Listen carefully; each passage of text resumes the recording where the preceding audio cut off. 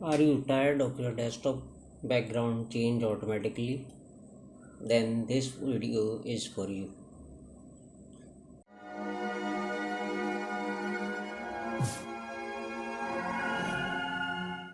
In this tutorial I am going to show you how to stop wallpaper from changing automatically.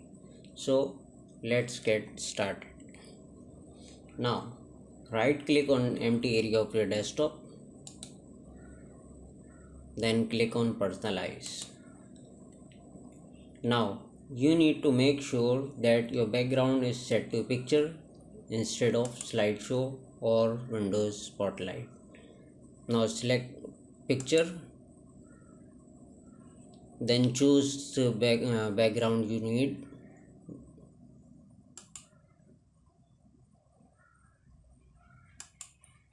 And close your background window. No more surprise wallpapers.